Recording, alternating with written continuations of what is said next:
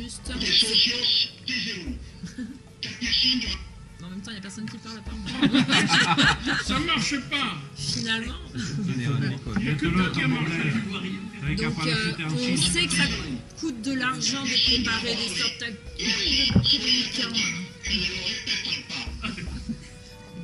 Ça a marché. Merci, grand Michel. Mais qu'est-ce que je te dis? Donc des frais de reconnaissance qui peuvent être pris en charge dans une certaine mesure et surtout s'ils ont été prévus à l'avance, annoncés à l'avance. Il ne faut pas arriver non plus après avec ces factures. Il faut que ce soit validé en amont. Donc voilà, normalement quand il y a de nouveaux adhérents, je donne ces fiches quand j'y pense, quand je les ai avec moi, quand tout ça, mais vous pouvez aussi les demander si vous ne les avez jamais eus et que vous les voulez.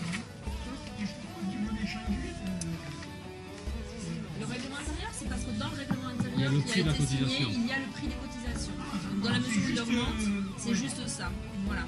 Et donc là pour l'instant, ce sont des photocopies anciennes parce que je n'ai pas non plus fait avant que ce soit voté. C'est pas très rigoureux. Et c'est aussi pour ça qu'on n'a pas pris les cotisations avant l'Assemblée, ce qu'on fait parfois avant. D'ailleurs,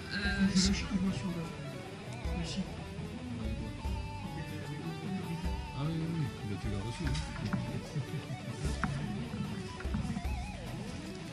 je ne sais pas si c'est dans les statuts, mais il y a un chapitre qui dit que les gens qui n'ont pas, que les adhérents qui n'ont pas réglé leur cotisation fin janvier doivent payer une tournée aux autres. Donc voilà, c'est dans le règlement intérieur. Donc on est tous payés. Tout adhérent ne s'étant pas acquitté de sa cotisation au 1er février devra payer la tournée générale. On a donc quelques tournées générales d'avance. Je vous remercie d'avance. Voilà. Ça fera la couche.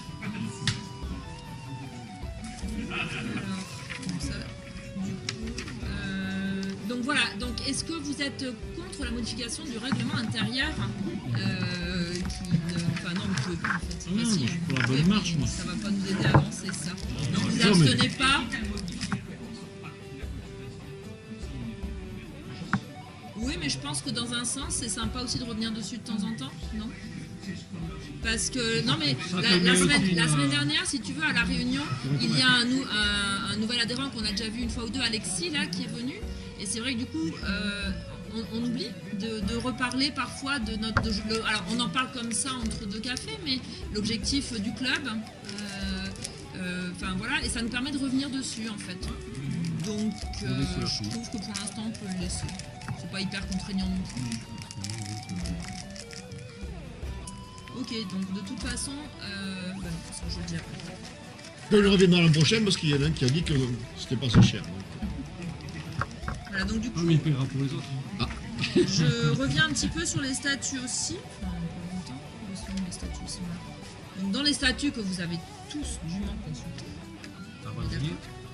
vous avez donc pris connaissance du fait que notre conseil d'administration, que nous appelons à tort toujours le bureau, est composé de entre 6 et 12 personnes.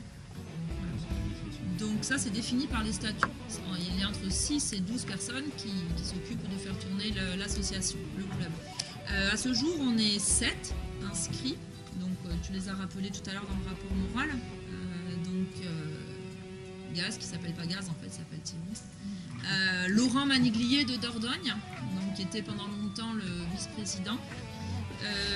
Chabi et Antoine qui s'occupaient plutôt des finances.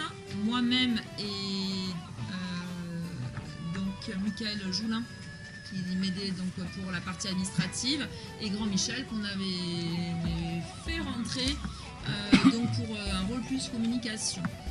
Là-dedans, on a 2 personnes qui ne sont plus à jour de leur cotisation, qui n'ont pas adhéré et qui sont plus présentes. Et dans nos statuts, on doit renouveler le conseil d'administration par tiers tous les 3 ans. Voilà. Donc,